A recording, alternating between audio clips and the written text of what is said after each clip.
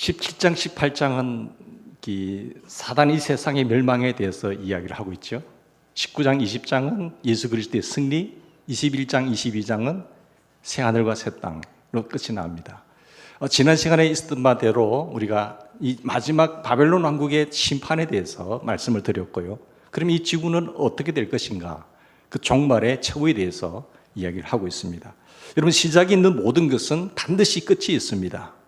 아무리 시작이 좋다고 하더라도 끝이 안 좋으면 아무런 의미 없는 인생이 되는 거죠.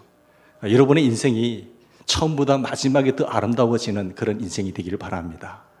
신앙이, 인생이 무르익으면 먹을수록 더 고귀한 아름다운 열매, 주님을 닮아가는 아름다운 성품, 그 고귀한 모습이 어르신들 볼 때마다 풍겨날 수 있으면 좋겠어요. 우리 젊을 때는 혈기도 있고 깎여지지 못한 모난 부분도 있지만 인생을 충분히 예수님을 바라보면서 산 사람들은 예수 그리스도의 성품과 성령의 아름다운 그 열매가 주렁주렁 맺히기 마련이지요. 이것이 없다고 한다면 그 사람은 헛살은 사람이 되는 것입니다. 우리 인생에도 시작이 있고 날 때가 있으면 마칠 때가 있는 것 같이 지구도 시작이 있는 것과 함께 지구에 종말이 있다는 사실을 우리는 부인하지 않을 수가 없습니다. 지구의 역사에도 처음이 있는 거고 마지막이 있다는 사실이죠. 그래서 대개 우리는 하루를 이 지구를 디디고 사니까 지구가 영원할 것 같이 생각하지 않습니까? 그러나 영원하지 않습니다. 본문의 요한계시록 18장은 이 세상의 최후의 날을 말씀하고 있습니다. 그것이 1절 2절 말씀인데요. 1절 2절을 보시면 이 일 후에 다른 천사가 하늘에서 내려오는 것을 보니 큰 군세를 가졌는데 그의 영광으로 땅이 환하여지더라. 힘찬 음성으로 외쳐가로되 무너졌도다 무너졌도다 큰 성 바벨론이여 하면서 이야기를 하고 있잖아요. 그런데 귀신의 처소와 이 세상을 귀신의 처소와 각종 더러운 영이 모이는 곳과 각종 더럽고 가장한 새에 모이는 곳이 되었다라고 말하고 있습니다. 우리가 앞에서 살펴본 것처럼 바벨론은 사람들이 만들어 왔던 그리고 지금까지의 모든 문화와 이 세상을 상징하는 것이 바벨론이라고 말씀을 드렸습니다. 그런데 이제 성경은 역사의 마지막 단계에 와서 이 큰 성 바벨론이 무너졌도다 무너졌도다 말하고 있잖아요. 이게 무너졌도다 무너졌도라고 두 번 언급한 것은 분명한 확실성에 대해서 이야기를 하는 겁니다. 예수님께서도 진실로 너에게 말하노리라고 말할 수 있지만 진실로 진실로 내가 너에게 말한다 라는 것은 정말로 중요하고 확실성에 대해서 언급할 때 두 번을 말하는 것을 볼 수가 있는 것처럼 말이죠. 두 번 반복하는 것은 언제나 확실성을 강조하는 것입니다. 세상은 반드시 무너집니다. 세상은 반드시 마지막이 있습니다. 사람들이 만들었던 바벨론의 무면은 반드시 하나님의 심판 안에서 무너지고 말 것이다라는 것을 오늘 성경은 예언하고 있는 것이죠. 본문은 단순히 지구가 멸망한다는 사실만을 증언하는 데서 그치지 않습니다. 즉 인류의 문화가 하나님의 심판 아래에서 무너지는 그 원인이 무엇인지를 분명하게 이야기하고 있어요. 왜 이 세상의 문화가 세상이 무너질까? 그것은 그 원인을 보시면 2절 3절에 읽어보면 원인이 뭐라고 이야기하고 있을까요? 인간의 부패함이다라고 이야기를 하고 있어요. 그것을 주목하게 됩니다. 하나님의 심판을 불러일으킬 수밖에 없는 우리의 부패된 모습, 그것이 이 지구가 멸망할 수밖에 없는 원인이라는 거죠. 그러면 우리가 이 부패의 모습이 어떤 것인가를 세 가지로 살펴보십시다. 첫 번째는 영적인 부패예요. 여러분 2절 말씀 보시면 큰 성 바벨론이 무너진 원인이 뭡니까? 왜 이 큰 성 바벨론이 절대 무너질 수 없는 존재잖아요. 그런데 이 큰 성 바벨론이 세상의 왕국이 왜 무너지지요? 하나님의 창조된 하신 인간들이 주님을 찬양하는 아름다운 문화의 자리가 될 이 세상, 하나님을 송축하고 하나님의 뜻을 펼쳐야 할 이 아름다운 문화 속에서 펼쳐져야 할 이 세상이 오히려 귀신의 처소가 되고 말았다는 것 아니겠어요? 악한 어둠의 영의 조작을 받아서 거기에 하수인 역할을 하는 인간들이 너무 많아졌다는 것입니다. 그래서 문화나 모든 찬양과 모든 어떤 일들을 통하여 하나님을 송축하는 존재가 아니라 귀신의 처소를 만들어버린 이 땅을 불가피하게 하나님은 심판할 수밖에 없다는 것 아니겠습니까? 여러분 귀신의 처소와 각종 더러운 영이 모이는 곳과 각종 더럽고 가증한 새에 모이는 곳이 되었다라고 말하고 있지요. 마치 우주의 쓰레기통처럼 철저히 부패해버린 이 세상 문화에 대한 생생한 그 상징적 고발이 오늘 본문에 나타나고 있습니다. 이것은 다른 말로 말하면 뭘까요? 영적인 음행이죠. 영적인 음행. 즉 성령을 따라 살기보다는 악령을 따라서 악령의 하수인 역할을 하는 존재들이 많다는 것이죠. 이 세상의 더러움을 보여주는 존재죠. 마귀는 더러운 영입니다. 거짓의 영입니다. 부패하는 영이에요. 그러니까 영적인 부패는 그것으로 끝나지 않고 이 악령을 추정하고 있는 이 세상의 더러움을 보여주면서 그 영적 부패함은 도덕적 부패함으로 연결된다는 것 아니겠습니까? 영적으로 타락하게 되면 반드시 따라오는 것이 도덕적 부패함이에요. 사람들이 요즘 도덕적 기준이 해이해지고 있잖아요. 세상의 연락을 위해서, 세상의 즐거움을 위해서 도덕적 기준은 완전히 없습니다. 왜 그럴까요? 그것은 영적으로 부패되어 있기 때문에 그렇죠. 영적으로 죽은 인생은요, 짐승과 다를 바가 없어요. 아니, 짐승보다 더 더러워요. 짐승이 여러분, 같은 성을 가진 수컷은 수컷, 암컷은 암컷끼리 어떤 교제를 하는 거 보셨나요? 근데 인간이 타락하면요, 동성끼리 연락을 하고 있어요. 그걸 떳떳하게 친구를 하고 축제까지 합니다, 지금. 그게 짐승보다 못한 거예요. 사람의 타락에 이 영적으로 죽어 있는 인생들의 모습 속에 현상이 현대의 모습이라는 사실이죠. 사단은 악한 영일 뿐만 아니라 더러운 영이기 때문에 그렇습니다. 영이 죽은 상태에서 더러운 영에 속아 넘어간 존재들의 모습의 현상들이죠. 사단의 지배 아래 들어간 문화는 더러운 문화가 될 수밖에 없습니다. 사람들은 그 이 악령을 쫓아가면서 더러운 일을 더욱더 자행하면서 이 지구를 더럽히는 쓰레기통으로 만들어버렸다는 것입니다. 그리고 바로 이 부패가 하나님의 심판으로 인한 지구의 종말을 초래할 수밖에 없는 원인이라고 성경은 분명하게 고발하고 있습니다. 두 번째, 우리가 지구 문화의 종말 원인이 어디 있을까요? 영적 부패함에 있고, 두 번째는 정치적 부패에 있는 것입니다. 여러분 3절 상반절 한번 보실까요? 그 음행의 진노의 포도주로 말미암아 만국이 무너졌으며 또 땅의 왕들이 그로 말미암아 음행하였으며 라고 나오고 있죠. 땅의 왕들은 권세자들, 정치가들을 의미합니다.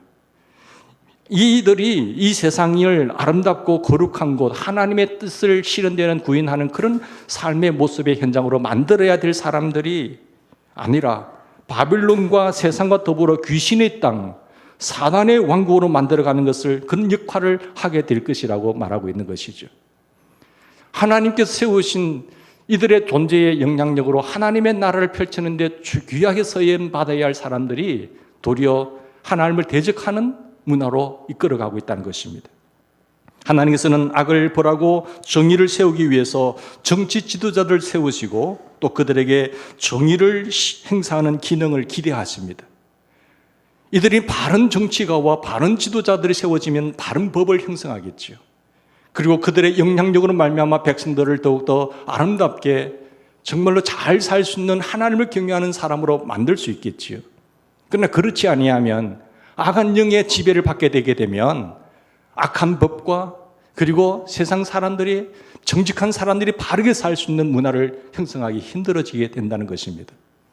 그러므로 정치와 종교의 분리를 외치는 자에 속아 넘어가지 마시고 우리의 위대한 지도자들, 위대한 후손들, 하나님의 거룩한 백성들이 정치에 좋은 영향력 끼칠 수 있는 그런 자리에 들어가셔야 됩니다.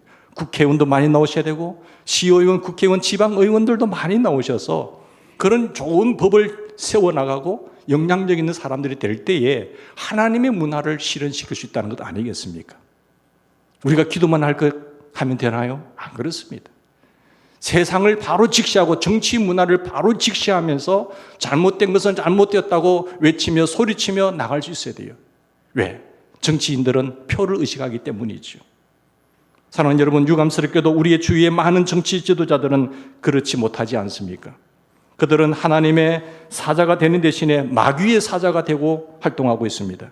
그들은 악을 벌하는 자가 아니라 도리어 선과 공의를 짓밟아서 가치관을 전도시키는 일을 행하고 있지 않습니까?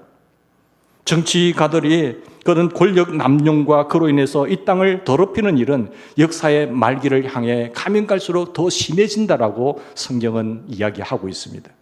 그리고 그것 때문에 하나님의 심판이 불가피할 수밖에 없다라고 말하고 있는 것이죠. 세 번째, 지구 종말의 원인은 그리고 경제적 부패인 것입니다. 3절 하반절 보십시다. 여러분, 땅의 상인들도 그 사치의 세력으로 말미암아 치부하였다 했어요. 상인들, 소수의 사람들의 자본을 독점할수록 세상은 점점 더 어렵고 힘들어질 것입니다. 그러나 가진 자와 가지지 못한 자의 차이가 점점 더 커질 수밖에 없고 세상은 점점 더 어두워질 수밖에 없다고 하고 있잖아요. 우리나라도 지금 중산층이 무너지는 세대에 있어요. 가진 자는 더 많이 가지게 되고 그리고 없는 자는 더 없게 되는 이 양극화 현상이 두드러지게 나타나고 있습니다. 사랑하는 여러분, 경제적인 불공평과 부패야말로 하나님의 마지막 심판을 초래할 수밖에 없는 이 지구의 악, 이것을 하나님은 보신 것이죠. 그래서 심판을 할 수밖에 없는 것입니다.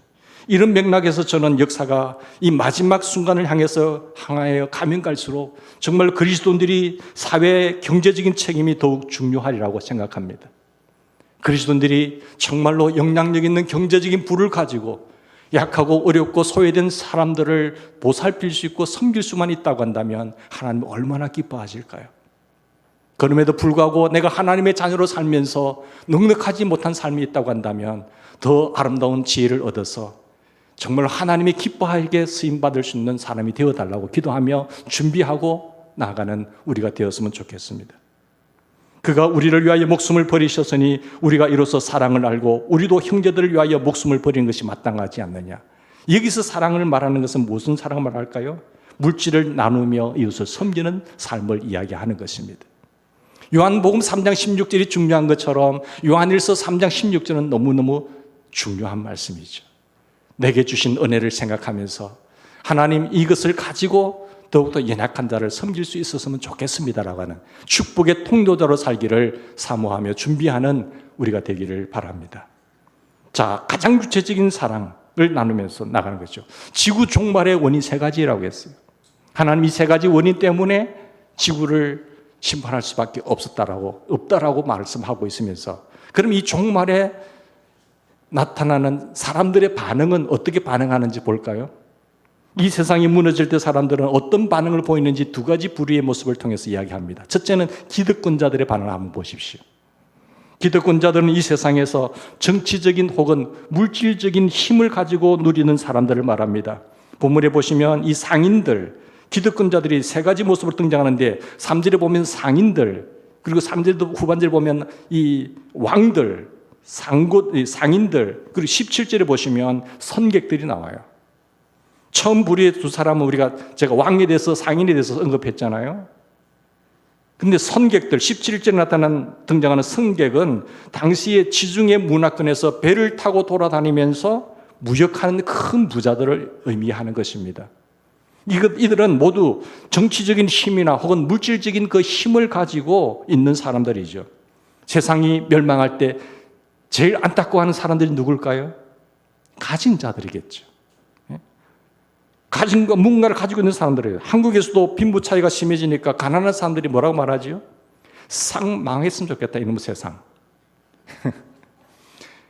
가진 것이 없으니까.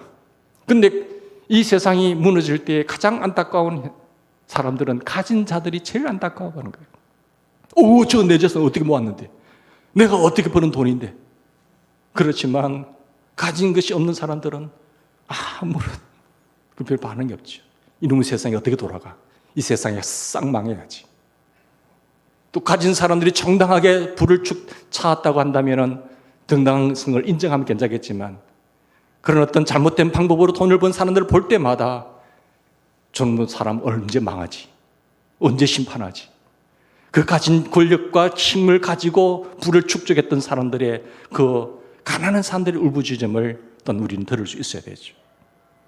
가난한 사람들은 세상이 망해도 잃어버릴 것이 없으니까 가지지 못한 사람들 속에 쌓여있는 그 울분과 한의 표현을 우리는 들을 수 있어야 됩니다. 이 세상이 멸망할 때 소위 기득권자들이 보이는 반응은 어떤가 보십시오. 가진 사람들의 기득권자들의 반응은 보시면 곧 고난과 애통밖에 없어요. 그럼 7절 볼까요? 7절 보시면 얼마나 자기를 영화롭게 하였으며 사치하여내죠. 그들이 가진 것으로 가난하고 소외된 사람들을 좀 나눠주고 섬겼다고 한다면 누가 그렇게 하겠어요? 그런데 그 부를 가지고 그 권력을 가지고 자기만 영화롭게 하고 사치하는 옷도요 10만 원짜리 입으면 어때요? 근데 1,000만 원짜리 걸치면 택 하나 붙은 것 때문에 1,000만 원이죠. 근데 옷걸이가 안 좋으면 아무리 비싼 옷 걸쳐봐야 폼이 나는가요? 그런데 이 택을 봐라. 이게 무슨 메이크인 줄 알아? 그런다고요. 그러니까 부끄러운 줄 모르는 모습이죠. 우리의 잘못된 인식 사이로 내가 이런 것을 가진 외형적으로 드러내려고 하는 그 모습의 어리석음을 우리는 읽을 수 있는데 그것도 모르고 나 이런 사람이야 라고 하는 어리석은 모습을 우리는 보게 되는 것입니다. 소위 기득권자들의 마지막 모습은 뭘까요? 고통과 고난밖에 없다는 것입니다. 9절에도 마찬가지예요. 그와 함께 음행하고 사치하던 땅의 왕들이 그 불타는 연기를 보고 위하여 울며 가슴을 치며 10절 말씀 볼까요? 그 고통을 무서워하여 멀리 있어서 11절 볼까요? 그의 상인들이 그를 위하여 울고 애통하는 것은 다시 그들의 상품을 산 자가 없음이라. 계속해서 나오는 15절 말씀도 마찬가지예요. 19절 말씀도 마찬가지예요. 공통되는 단어가 무엇인가요? 이것이 다른 사람과 나누지 못하고 생의 목적도 없이 자기의 힘만 축적하는 일에만 관심을 보이고 살았던 사람들이 최후의 심판에서 나타나는 슬픈 반응의 모습을 우리는 읽을 수 있어야 됩니다. 저와 여러분은 한 사람도 이런 존재가 되지 않기를 바랍니다. 그런가 하면은 마지막 종말 시대에 그 사람들의 반응 속에서 기득권자들의 반응은 고통과 고난, 울부짖음이었지만 성도들의 반응은 어떤가 보십시오. 우리 20절 말씀 보십시다. 20절 보시면 같이 읽읍시다. 하늘과 성도들과 사도들과 선지자들아 그로 말미암아 즐거워하라. 하나님이 너희를 위하여 그에게 심판을 행하였습니다 하더라. 아멘. 이 심판의 시간은 통곡과 고통의 시간입니다. 그런데 심판이 통곡과 고통의 시간이지만 근데 성경은 복음을 가지고 이 역사 속에서 이 어려운 환난의 시대에 정말로 복음을 외쳐왔던 하나님의 사람들은 보고 뭐라고 말하죠? 즐거워하라.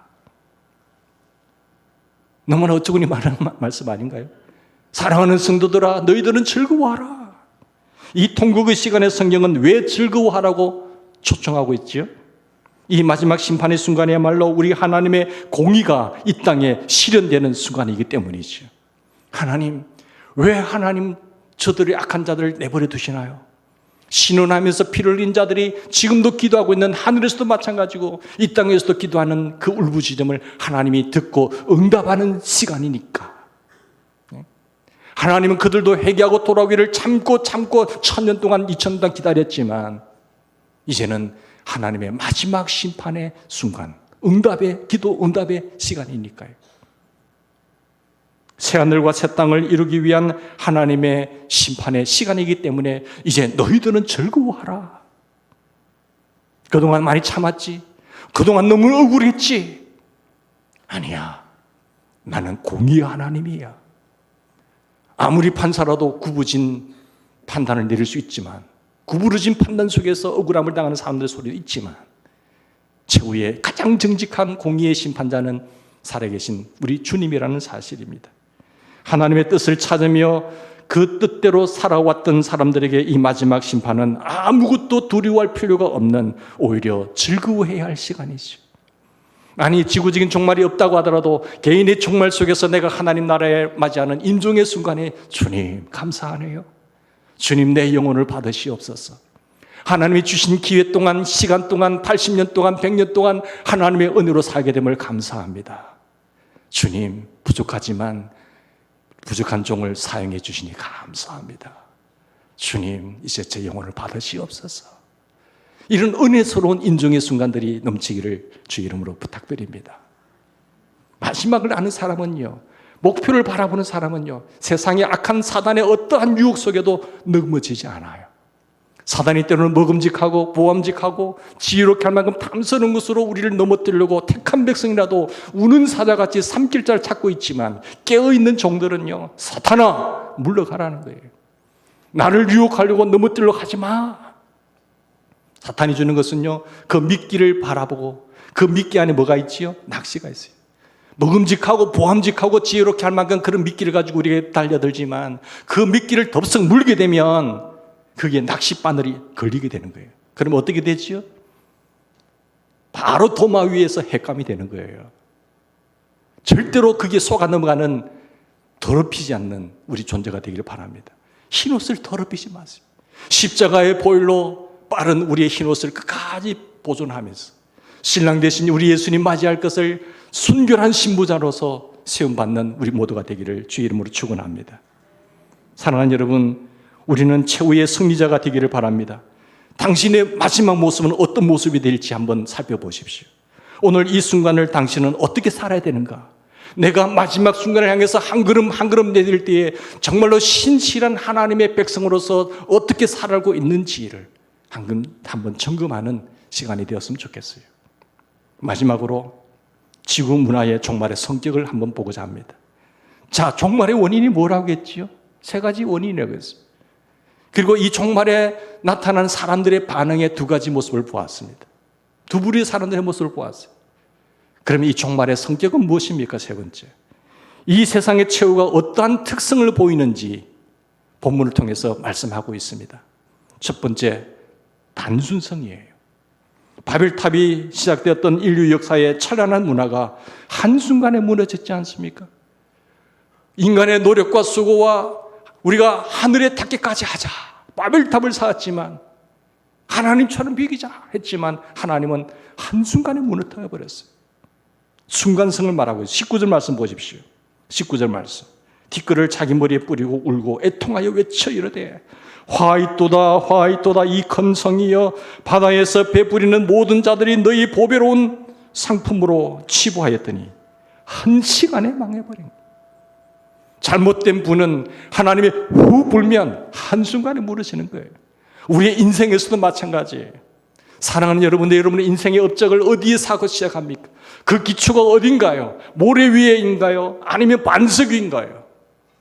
무너짐이 없는 반석 위에 여러분의 인생의 업적을 쌓아가는 하나님의 귀하신 분들 되기를 주의 이름으로 축원합니다. 하나님의 말씀을 듣고 순종하는 자는 지혜로운 사람과 같아서 그 집을 반석 위에 짓는 사람이에요. 조금 더디더라도 괜찮아요. 바르게 천천히 정직하게 쌓아 올리면 비가 내리더라도 환난이 오더라도 창수가 나더라도 무너짐이 없다라고 말씀하고 있습니다. 1시간에라는 말씀은, 1시간이라는 말씀은 가장 짧은 시간의 척도 아닌가요? 영원히 계속될 것 같은 인류의 찬란한 문화가 하나님의 심판을 통해서 한순간에 사라져버리는 모습을 한번 연상해 보십시오. 전도서에 외치고 있던 솔로몬이 말하는 것은 헛되고 헛되니 헛되고 헛되도다. 그 바람을 잡으려고 하는 애쓰는 인생이 아니라 한 년, 1년을 살아도 한순간을 살아도 주의 영광을 위해서 나의 존재된 가치를 인정하고 나의 달려갈 길과 주 예수께 받은 사명을 위해서 부르신 부름의 상을 얻기 위하여 한 걸음 한 걸음 달려가는 내딛는 인생 되기를 바랍니다. 두 번째는요, 철저성과 완전성이에요. 21절 말씀 보십시오. 이에 한 힘센 천사가 큰 맷돌 가진 돌을 들어 바다에 던져 이르되 큰 성 바빌론이여, 이같이 비참하게 던져져서 결코 다시 보이지 아니하리로다.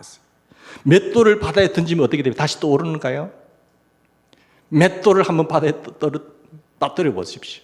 떠오르는지. 뭔가 어떤 부피에 공기를 넣어서 하면 모르겠지만, 공기를 달고 공기주문을 넣고 달고 하더라도 모르겠지만, 그냥 맷돌을 집어넣으면 그냥 절대 떠오르지 않아요. 큰 바빌론이 그렇게 된다는 겁니다. 그 큰 바빌론이 절대 무너질 것 같지 않지만은, 근데 지구상의 존재를 없애버리겠다는 걸 알겠어요. 바로 인류의 문화의 마지막이 어떻게 철저하고도 완전하다는 것을 이야기하고 있는 거예요. 그리고 종말의 성격은요, 세 번째, 허무성입니다. 나팔 소리가 이 우주 속에서 다시 들리지 않을 것이에요. 시와 음악의 소리가 없을 것입니다. 맷돌 소리도 들리지 않을 것입니다. 빛이 없을 것입니다. 결혼하는 신랑 신부의 웃음소리도 없어 사라질 것이에요. 마지막 심판을 통해서 이 우주는 절대의 허무와 공속으로 빠져 들어갈 것이다 라는 것입니다. 모든 것이 다 없어져 버리는 이 마지막에 멸망을 당할 때 사람들은, 우리는 지금까지 나는 무엇을 위해서 살아왔는가? 내 인생 70년을 돌이켜보니까 나는 지금까지 무엇을 위해서 살아왔지? 내 인생의 발자취를 한번 돌이켜보니까 어떤 발자국이 남고 있지? 그런 질문을 던질 수밖에 없어요. 마지막을 항상 바라보는 사람은, 종착지를 바라보는 사람은 항상 자기의 발자국을 의식하게 되어 있습니다. 목표가 없는 사람은, 목적지를 모르는 사람은 향방 없는 사람같이 세상이 흘러가는 물길 따라 흘러갈 거예요. 오늘 우리의 존재가 어떤 존재입니까? 주님께서 우리를 택하신 이유가 무엇인가요? 그냥 하늘나라를 입성하기 위한 존재일까요? 아닌 것이지. 하나님의 사명을 가지고 이 땅에 성실하게 살아가는 자들에게는 마지막 때의 행위대로 하나님은 심판하실 것입니다. 그리고 수고했다고 사랑하는 아들아 딸아 고생 많았지, 그러면서 스테파노의 아름다운 관을 우리에게 씌워 주실 줄 믿습니다. 사랑하는 여러분, 하나님의 마지막 심판 건너편에 있을 새하늘과 새 땅, 그 하나님의 공의가 실현될 그 세계에 거하기를 기대하신다고 한다면 거룩한 행실과 경건함으로 그 날을 대비하고 사시기를 주의 이름으로 축원합니다. 베드로서에서 말하는 강력한 부자가 이 메시지가 뭘까요? 하나님 한 시대에 하나님 사람 되었음을 한탄하사 내가 물로 이들을 심판해 버릴 것이라고 하면서 마지막 다시 두 번째 심판은 내가 이들을 불로 심판하겠다고 하시면서 경고한 메시지가 뭔가 하면, 마지막 때에 너희들은 거룩한 행실과 거룩한 경건함으로 준비하라는 말씀입니다. 오늘 본문으로 돌아와서 다시 결론을 냈습니다. 이것이 이 세상의 최후의 모습이라고 한다면 나는 어떻게 살아야 하는가? 본문 4절 말씀 보십시오. 4절 말씀 보십시오. 다 같이 읽었으면 좋겠습니다. 이 4절 말씀이 18장 전체의 메시지의 요약이라고 여러분 생각합니다. 같이 봉독합시다. 또 내가 들으니 하늘로서 다른 음성이 나서 가로되 이 내 백성아 거기서 나와 그의 죄에 참여하지 말고 그의 받을 재앙을 받지 말라. 하늘에서 멸망을 선언하는 음성이 아닌 다른 음성이 나옵니다. 하나님이 멸망을 선언하는 음성이 있은 이후에 다른 음성이 무슨 음성인가요? 이 더러운 인생, 3절 말씀 보십시오. 2절 말씀 보십시오.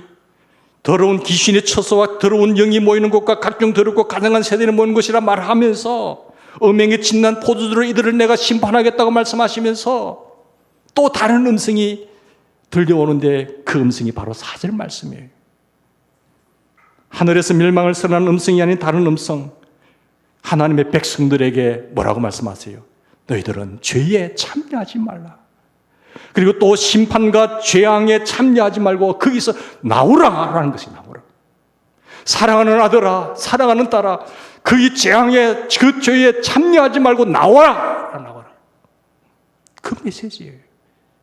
마지막 사단의 멸망이 너무 확실성 있게 무너졌도다, 무너졌도다, 큰성 바벨론이여 반드시 무너진다는 이 선언 속에서 너희들은 거기서 같이 망하지 말고 나오라고 외치는 주의 음성을 들을 수 있으면 좋겠습니다. 하나님은 언제나 이 세상 신이 지배하고 있는 이 문화 속에서 하나님의 백성들을 불러내셨습니다. 갈대아 우르에서 그 우상의 도시에서 하나님은 아브라함을 불러내셨어요. 그리고 하나님의 축복의 땅 새로운 역사를 써나가셨어요. 하나님께서는 주셨던 그 아름다운 고문화 성석에서 심판할 수밖에 없는 그 도성을 심판하실 때에 하나님은 롯을 불러내셨어요. 나와. 네 백성들 같이 망할 수 없잖아. 나와라고. 여러분, 또 교회의 의미가 무엇입니까? 불러냄을 받은 백성들의 모임 아닙니까? 교회의 의미도 불러냄을 받은 백성들 아닙니까? 우리는 이 세상에 살고 있지만 이 세상에 속한 자들이 아니라 그리스도에게 속한 사람들이에요. 믿습니까? 이건 우리가 붙인 이름이 아니잖아요. 사도행전에 보면 안디옥에서 안디옥 사람들이 야, 이들은 정말로 그리스도에게 속한 사람이네. 저들이 크리스찬이라 불러준 거예요. 크리스찬이라고 하는 것은, 그리스도인이라고 하는 것은 그리스도에게 속한 사람이라는 의미인 것입니다. 불신자들이 붙여준 명칭이 그리스도인이에요. 그런데 이름은 그리스도라고 하면서 세상에 속한다고 한다면 정말 위선자 아닐까요? 사랑하는 여러분, 세상을 바꾸는 자입니까? 당신은 세상을 변화시키는 자입니까? 세상을 향해서 심판을 외치는 자입니까? 아니면 세상을 닮아가는 자입니까? 바다에 사는 물고기를 생각해 보십시오. 바닷물은 짜요. 그리고 물고기는 그 짠물을 먹고 살고 있습니다. 그렇지만 물고기는 어떻습니까?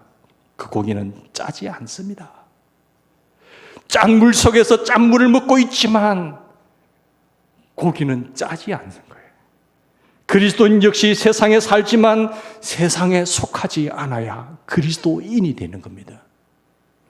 그리스도인들이 이 세상을 향해서 선포할 수 있는 가장 강력한 메시지가 무엇인가요? 세상과 다르다는 이야기예요.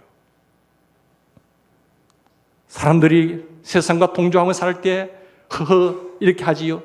허허 한잔해요. 브라보. 너 가짜네 가짜. 앞에서는 같이 외하여 한다 하지만 세상과 같이 위선하고 뒤로서 도장 찍고 하지만 너 가짜네. 도리어 우리를 존경하는 것이 아니라 뒤에서 욕한다는 사실을 들을 수 있어야 됩니다. 어떤 사람들은 이러한 주장을 반박하지만 그리스도인들이 세상과 똑같다고 한다면 세상에 기이할 것은 아무것도 없어요. 교회가 이 땅에 존재해야 될 이유가 없는 것이에요. 그 많은 정말로 세상과 똑같은 사람들이 많다고 한다면 천만이 된들 아무런 의미가 없는 것입니다. 사랑하는 여러분, 하나님의 음성을 들어보십시오. 세상과 짝하는 자는 하나님과 원수가 되는 것을 알지 못하느냐? 그것이 바로 영적으로 음행하는 자요, 더러운 자들이라는 사실입니다. 세상과 똑같다면 세상과 기여할 것은 없고 우리는 세상과 다르다는 가치관을 가지고 있기 때문에 이 세상을 깨울 수가 있는 거예요. 그렇지 않고 우리가 세속에 물들어간다고 한다면 세상이 멸망하는 날 하나님의 심판 앞에서 우리도 예외가 아닐 것입니다. 주께서는 이 멸망해가는 세상을 바라보시면서 이렇게 말씀하세요. 내 백성아, 세상을 받을 재앙에 너희는 참여하지 말고 거기서 나오라. 거기서 나와. 이 음성을 듣고 우리 몸을 다시 한번 추스리는, 우리의 목표를 다시 바라보는, 내 목적지를 향하여 달려가는 귀한 분들 되기를 주의 이름으로 축원합니다. 같이 기도하십시다.